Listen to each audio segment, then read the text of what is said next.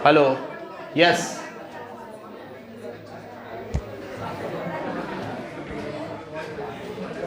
चल रही है।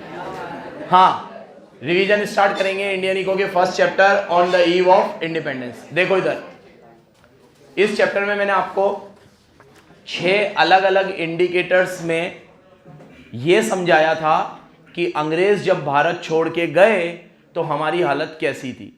6 अलग अलग इंडिकेटर्स बताए थे आपको मैंने, ठीक है। और उससे पहले एक ब्रीफ हिस्ट्री बताई थी कि इनके आने से पहले इंडिया कैसा था। इंडिया एक बहुत ही रिच कंट्री थी, ठीक है। हमारी textile industries, cotton industries, handicraft industries पूरे वर्ल्ड में फेमस थी। कुछ ऐसे प्रीशियस स्टोन्स और मेटल थे जो आपको पूरे वर्ल्ड में सिर्फ इंडिया में ही मिलेंगे। इन सब चीजों में हमारी बहुत एक्सपर्टाइज थी, लेकिन इन लोगों ने 200 साल हम पे राज किया और हमारी इकोनॉमी को एक प्रोस्पीरियस और रिच इकोनॉमी से बैकवर्ड और पुअर बना दिया इन 200 सालों में। अब वो कैसे किया, वो इन चैप्टर में हम लोग जानने की कोशिश करेंगे कि इन्होंने हमारे एग्रीकल्चर को कैसे डिस्ट्रॉय किया, हमारे फॉरेन ट्रेड को कैसे डिस्ट्रॉय किया, इंडस्ट्री की क्या हालत करी, ह्यूमन कैपिटल में हम कैसे हो गए, डेमोग्राफिक इंडिकेटर हमारे कैसे थे, इंफ्रास्ट्रक्चर हमारा कैसा था, ये सब की बात हम लोग करेंगे, ठीक है।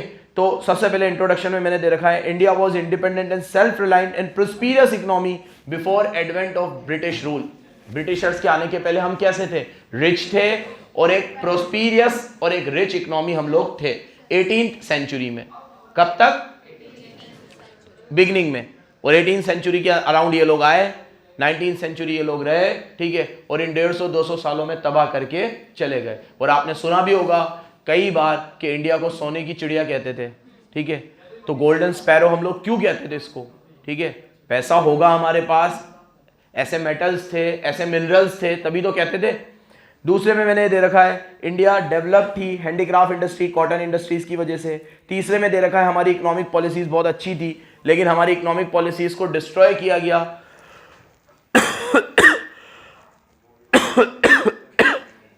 सॉरी, जानबूझ के हमारी इकोनॉमिक पॉलिसीज को ऐसे बनाया गया कि वो इंडियन इकोनॉमी के लिए तो अनफेवरेबल थी और ब्रिटिशर्स के लिए फेवरेबल थी। क्योंकि हम रिवीजन कर रहे हैं तो आपको पता ही है ये कैसे किया इन्होंने। अभी अपन हैंडीक्राफ्ट में ये चीज देखेंगे कि इन्होंने किस तरीके से सिस्टमेटिकली हमारी हैंडीक्राफ्ट इंडस्ट्री को डिस्ट्रॉय किया। ये सब इंट्रो है, इसमें से क्वेश्चन कम ही बनेगा। 1 नंबर का ऑब्जेक्टिव यहां से बन सकता है कि इन्होंने कभी भी हमारा जीडीपी कैलकुलेट करने की कोशिश नहीं करी। पता चल जाता ना नहीं तो कि कितने पानी में है, लेकिन कुछ सिंसियर अटेम्प्ट्स करे कुछ लोगों ने। दादा भाई नेरोजी है, इसमें 3-4 लोगों का नाम है, ये नाम आप याद रखना, विलियम डिग्बी, फिंडले शिरस, दादा भाई नेरोजी, ठीक है, वाडिया और केटी शाह और वीके राव।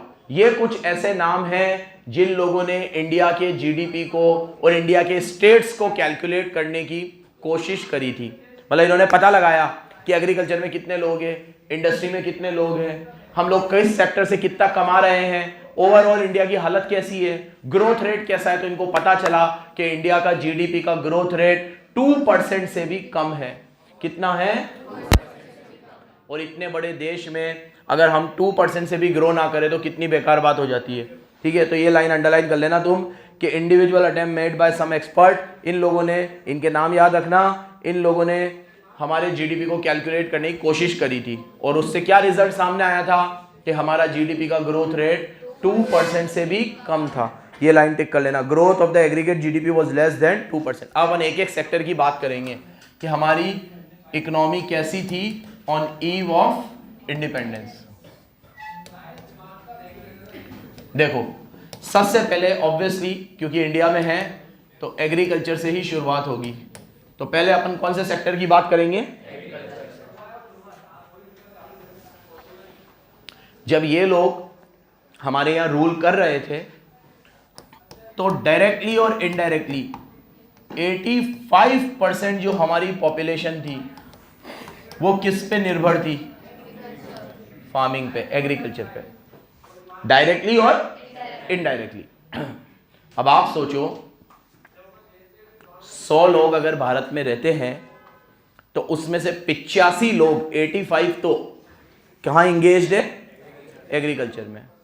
तो सोचो जहां पे आपका 85% पॉपुलेशन लाए करे, वहां की हालत कितनी अच्छी रखनी चाहिए आपको। जैसे मैं अभी मेरा एग्जांपल दूं, मेरे पास जितना भी पैसा साल भर में आता है उसका 85% कलेक्शन मान लो 12th क्लास से आता है, मान लो, ठीक है। तो 12th क्लास की तरफ मेरा झुकाव कितना ज्यादा होना चाहिए, क्योंकि मेरा 85% रेवेन्यू कहां से आ रहा है, 12th क्लास से। तो मुझे कितना टाइम देना चाहिए 12th क्लास को, कितना ध्यान देना चाहिए, क्योंकि मेरा 85% रेवेन्यू है और मेरा 85% क्राउड यहीं से है। यहां विपरीत था, हमारी पॉपुलेशन का 85% हिस्सा कहां पर था, एग्रीकल्चर में। और एग्रीकल्चर हमारा स्टेग्नेशन पे चला गया था, इतने निचले स्तर पे चला गया था। स्टेग्नेशन मतलब वो स्थिति कि जहां से अब उठने की संभावना ही नहीं है, मतलब एक तरीके से एकदम ग्राउंड लेवल के ऊपर हम जा चुके थे, बस आप इससे नीचे नहीं गिर सकते, बस खत्म, निचले का भी एकदम निचला स्तर, ऐसा हो चुका था हमारा एग्रीकल्चर, स्टैग्नेशन, ठीक है। अब इससे ज्यादा नीचे नहीं जा सकते। सोचो, तो अगर एग्रीकल्चर नीचे गया तो मतलब 85% पॉपुलेशन की हालत तो ऐसे ही खराब, क्योंकि 85% किस पे निर्भर थी, एग्रीकल्चर। तो आपको एग्जाम में पहला क्वेश्चन जो इस चैप्टर में बनेगा वो ये बनेगा कि why Indian agriculture goes towards stagnation under British rule. गोरों के वक्त हमारा एग्रीकल्चर स्टैग्नेशन पे क्यों चला गया। इसके बहुत कारण है। एनसीईआरटी के हिसाब से मैंने नोट्स बनाए हैं, तो एनसीईआरटी के 4 पॉइंट इसमें डाले हैं, 4 नंबर में आएगा, 4 पॉइंट आपको याद रखने हैं क्यों हमारा एग्रीकल्चर स्टैग्नेशन पे चला गया। 4 कारण, बराबर सुनते जाना। तो देखो पहले टिक कर लो, under British economy agriculture 85% population हमारी जो थी वो विलेज में रहती थी, एग्रीकल्चर पे निर्भर थी। और ऐसा क्यों हुआ, इसके 4 रीजन पीछे दे रखे हैं। आज अपन लोग एग्रीकल्चर और इंडस्ट्री को रिवाइज करने की पूरी कोशिश करेंगे। ध्यान से देखना। एग्रीकल्चर स्टैग्नेशन पे क्यों चला गया, तो चला जाना, कोई दिक्कत नहीं है। एग्रीकल्चर स्टैग्नेशन पे क्यों चला गया, देखो इधर, पहला कारण लैंड रेवेन्यू सिस्टम। पहला कारण क्या था, इसको जमींदारी सिस्टम भी बोलते हैं। क्या बोलते हैं, कुछ जगहों पर इसको ये नाम दिए हुए हैं, महालवाड़ी सिस्टम, रोहतवाड़ी सिस्टम, अलग अलग नाम थे, लेकिन सबका मतलब यही था, लैंड रेवेन्यू सिस्टम। इसने हमारे एग्रीकल्चर को तबाह कर दिया। क्या सिस्टम था ये, लगान मूवी तुम लोगों ने देखी होगी। लगान के अंदर आमिर खान जो क्रिकेट मैच खेलता है, वो क्यों खेलता है क्रिकेट मैच, क्योंकि ब्रिटिशर्स उनसे लगान मांगते हैं और आमिर खान बोलता है कि 3 सालों से अच्छी बारिश नहीं हुई है और बारिश ना होने की वजह से हमारी फसलें खराब है, तो जब हम कोई रेवेन्यू ही नहीं कमा रहे हैं तो आपको जो लगान है, टैक्स है, वो क्यों देंगे। वो लोग मानते नहीं है और मस्ती मजाक में वो बोलता है कि ठीक है, हमें इस खेल में हरा के बताओ, आपका 3 साल का लगान माफ, नहीं तो 3 गुना लगान वसूला जाएगा। और आमिर खान मान लेता है और वो सारी मूवी है। तो उसमें जो रियलिटी दिखाई गई है वो क्या है, यही लैंड रेवेन्यू सिस्टम।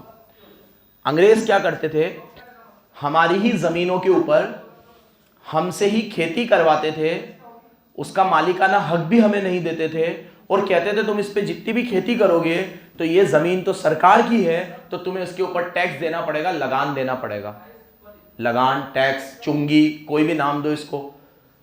और लोग, ब्रिटिशर्स ने जब ये सिस्टम लागू किया तो 85% लोग उससे अफेक्ट हुए। लगाने में तो ये बड़ी बड़ी चीजों पे भी टैक्स लगा सकते थे, लगा ही रखा था, लेकिन उन्होंने पहले किसको पकड़ा, 85% पॉपुलेशन, क्योंकि वो खेती में थे।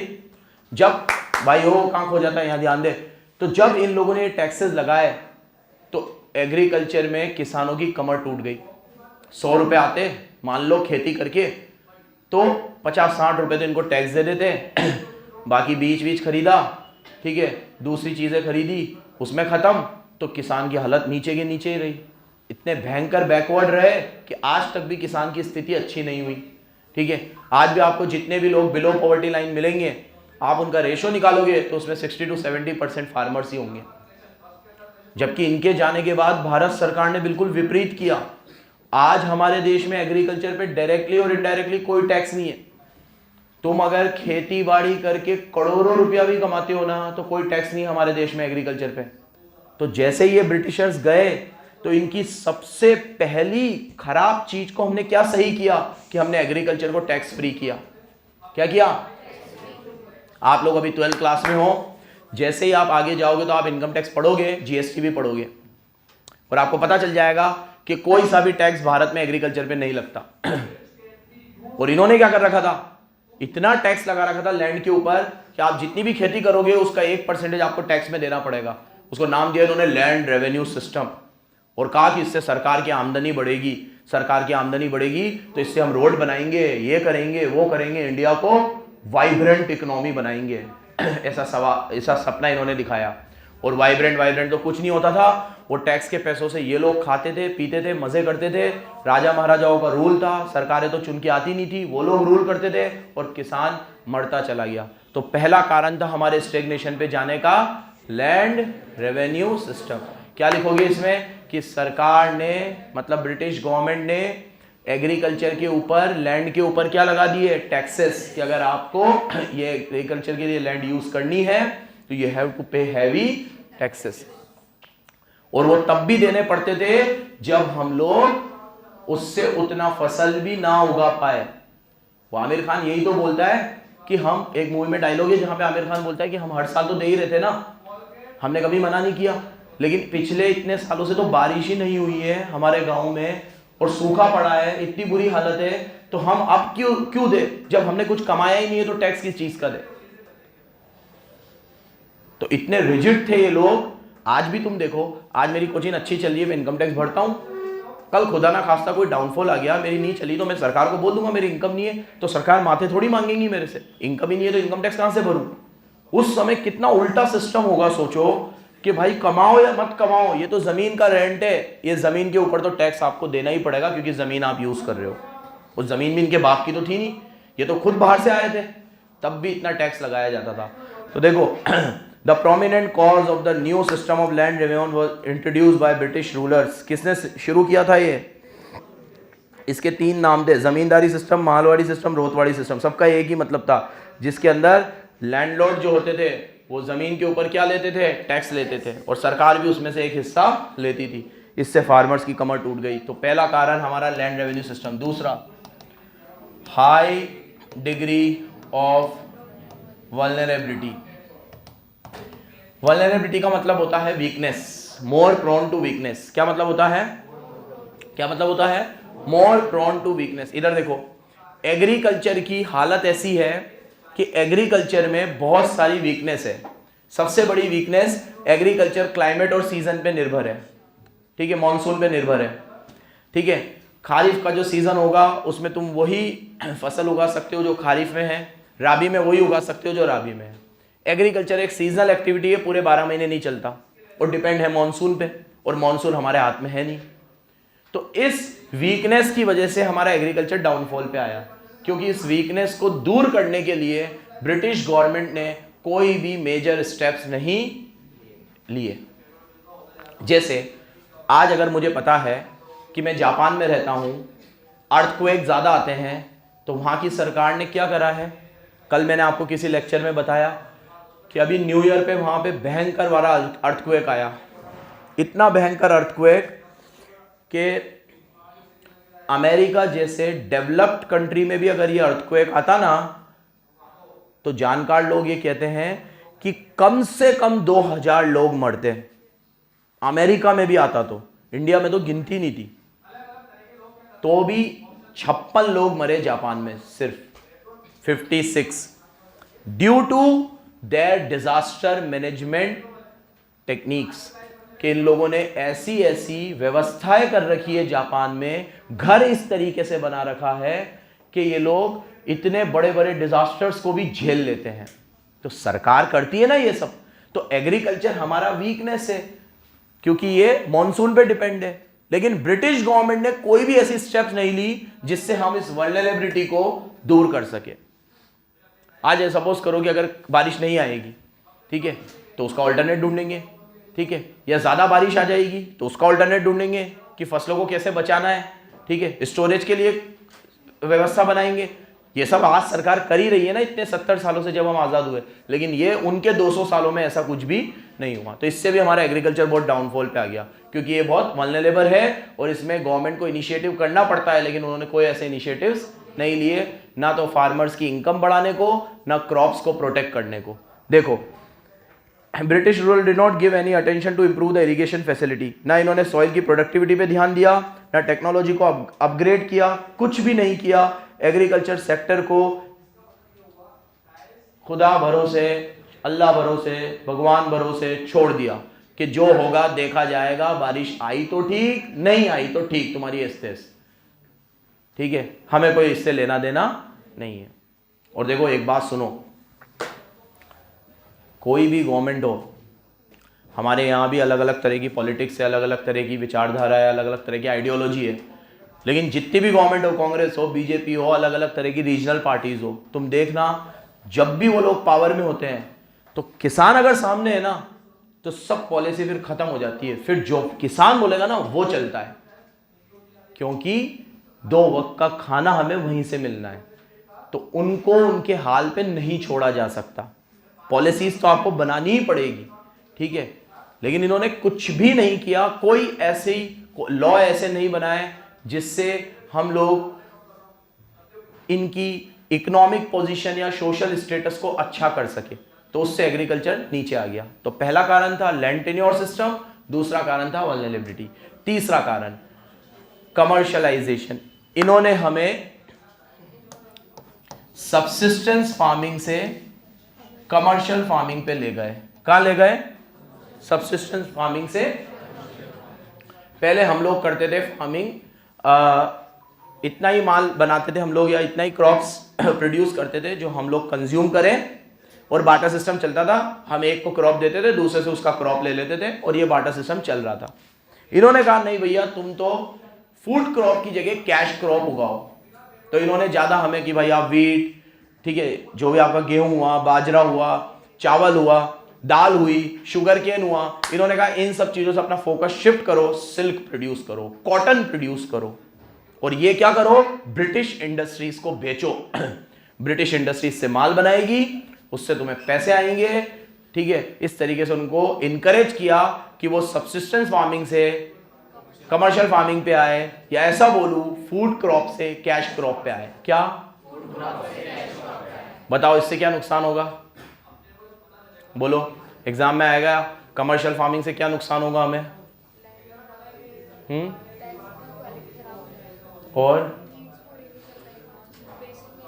बेसिक नीड पूरी नहीं कर पाएंगे, और हाँ, अगर हम लोग फूड नीड्स को पूरा नहीं कर पाएंगे तो इन्फ्लेशन बढ़ेगा, क्योंकि अगर खाने पीने की चीज़ें कम बनती है तो महंगाई बढ़ती है पूरे देश में और इन्फ्लेशन बढ़ता है, लैंड की फर्टिलिटी खराब होगी, ये बताया अभी। हाँ, और वही हम लोग रॉ मटेरियल को एक्सपोर्ट करते थे, क्योंकि ये जो भी कॉटन सिल्क हम प्रोड्यूस करते थे इसको फिनिश गुड बनाने के लिए हमारे पास इंडस्ट्री तो थी नहीं, तो हम ये किसको दे देते थे? ब्रिटिशर्स को। तो अमीर तो वो हो रहे थे और हम वही गरीब हो रहे थे, तो हम रॉ मटेरियल बना रहे थे, फिनिश गुड तो बना ही नहीं रहे थे, ठीक है। तो इससे बहुत नुकसान ही नुकसान है, लेकिन इन लोगों ने जानबूझ के हमें इंकरेज किया कि हम फूड क्रॉप की जगह क्या बनाए? कैश क्रॉप बनाए। पढ़ो, British ruler initiated commercialization in which they encouraged the production of cash crop in place of food crop, और इससे इंडियन इकोनॉमी को रॉ मटेरियल बना दिया एक तरीके से। क्या बना दिया? रॉ मटेरियल एक्सपोर्टिंग इकोनॉमी बना दी। क्या बना दी? आज अगर हम गेहूं बनाएंगे, ठीक है, गेहूं उगाएंगे, ठीक है, तो उसका जो फ्लोर बनेगा, आटा बनेगा, वो भी हम ही बनाएंगे ना, तो रॉ मटेरियल से फिनिश गुड भी हमारा ही। लेकिन अगर हम सिल्क बनाएंगे तो सिल्क तो हमने बना लिया, लेकिन इससे जो फिनिश गुड बनेगा वो हम नहीं बना रहे थे, तो वो कहाँ जा रहा था? इंग्लैंड। तो एक ऐसी चीज बन रही है जिसका रॉ मटेरियल भी हम बना रहे हैं, फिनिश गुड भी हम बना रहे हैं, और एक ऐसी चीज बन रही है जिसका हम सिर्फ रॉ मटेरियल बना रहे हैं और बाहर दे रहे हैं, और उसका फिनिश गुड कोई और बना रहा है, ठीक है। तो हमारे रॉ मटेरियल पे वो देश अमीर हो रहा था, तो हमारा देश गरीब हो रहा था, तो ये भी नुकसान था। और एक जो तुम लोगों ने बोला वो तो लिखना ही लिखना है कि अगर हम फूड क्रॉप कम बनाएंगे तो हमारी कंजम्पशन नीड्स पूरी, और इसीलिए जब ये छोड़ के गए थे ना, तो उस समय बहुत भयंकर लोग मरे थे भूखमरी से, ठीक है। और लाल बहादुर शास्त्री जी जब प्राइम मिनिस्टर थे देश के, उस समय भी एक बहुत बड़ी भूखमरी आई थी हमारे देश में, फूड ग्रेन की कमी थी। तो उन्होंने कहा था कि एक दिन या 2 दिन कोई किसी भी तरह का अन्न मतलब कोई भी तरह का फूड ग्रेन कंज्यूम नहीं करेगा, मतलब फास्टिंग करेगा पूरा देश, ऐसा उन्होंने कहा था। और उनकी बात सुन के बहुत सारे लोगों ने मानी भी थी। ठीक है, फास्टिंग हुई थी 2 दिन तक सिर्फ प्रधानमंत्री के कहने पर कि फास्ट रखो। फिर फूड ग्रेन हमने बचाया था उस समय बहुत सारा, और ये सब चीज़ें हुई थी। तो खैर आज हम लोग उस दुनिया में नहीं है कि यहाँ ये सब चीज़ें कभी देखने को मिले। कभी हमारे यहाँ फूड ग्रेन का प्रोडक्शन कम भी होता है तो हमें पता तक नहीं चलता, इंपोर्ट हो जाता है, सब चीज़ें हो जाती है और हम अपनी बेसिक नीड पूरी कर ही लेते हैं कैसे ना कैसे। लेकिन ये एक ऐसा समय था जब ये छोड़ के गए थे, उसके बाद 15-20 सालों तक भी हमने बहुत भूखमरी देखी है, just because of their improper implementation of certain schemes. ये कुछ ऐसी ऐसी चीज़ें करके गए थे यहाँ पर जिसका इम्पैक्ट हमें आने वाले 15-20 सालों तक देखने को, मतलब जवाहरलाल नेहरू जी को जो भारत मिला था ना, ठीक है, वो मरण वाला भारत था बिल्कुल। ये हालत देख लेना तुम कि जो 1947 में जो हमारी हालत थी उस समय किसी का प्रधानमंत्री बनना, मतलब तुम ये सोच लो कि कांटों के ताज में बैठने जैसा था वो। ठीक है, चलो नेक्स्ट, पार्टीशन। चौथा और आखिरी कारण था हमारे मरण का पार्टीशन। ये तुम सबको याद होगा कि हमारी जो बहुत ज़्यादा उपजाऊ ज़मीनें थी, फर्टाइल लैंड थी, वो पाकिस्तान चली गई और उससे भी हमारे एग्रीकल्चर को बहुत नुकसान हुआ। तो अब तुम बोलोगे कि सर आप पढ़ा रहे हो कि एग्रीकल्चर की क्या हालत थी, तो इसमें ब्रिटिशर्स का रोल था, इसमें था, तो पार्टीशन में वो क्या करेंगे? पार्टीशन भी उन्होंने ही कराया एक तरीके से देखा जाए तो। ठीक है, डिवाइड एंड रूल की जो पॉलिसी थी वो सबसे पहली बार लेकर यही लोग आए थे और इनकी वजह से ही एक तरीके से कहना गलत नहीं होगा कि पार्टीशन हुआ। और पार्टीशन के बाद जो हमारी फर्टाइल लैंड थी वो कहाँ चली गई? बहुत सारी पाकिस्तान चली गई। ठीक है, देखो, partition of a country adversely affected the India's agriculture. Fertile land, कौन सी fertile land? Jute production East Pakistan चला गया और बहुत सारा जो फूड ग्रेन का प्रोडक्शन था वो पाकिस्तान के सिंध में चला गया। आपको पता है ना, मैंने पहले भी बताया था कि जितने पंजाबी यहाँ नहीं है उतने आपको पाकिस्तान में मिलेंगे। ठीक है, पंजाबियों का एक बहुत बड़ा सेक्शन पाकिस्तान में भी है। ठीक है, तो वो सिंध वाला जो रीजन है पाकिस्तान में, कराची वाला, सिंध वाला, वो पूरा पंजाब से जुड़ा हुआ था। पंजाब बहुत बड़ा था। ठीक है, तो जितना भी आपको अगर पंजाब पूरा पार्टीशन के बिना होता ना तो one of the biggest state India का पंजाब होता। ठीक है, तो एक बहुत बड़ा हिस्सा वहाँ चला गया और बहुत सारी खेती वाली ज़मीनें भी वहाँ चली गई, इससे हमें बहुत नुकसान हुआ। चलो याद रखोगे 4 रीज़न। चलो इंडस्ट्री कल देखते हैं, बाय।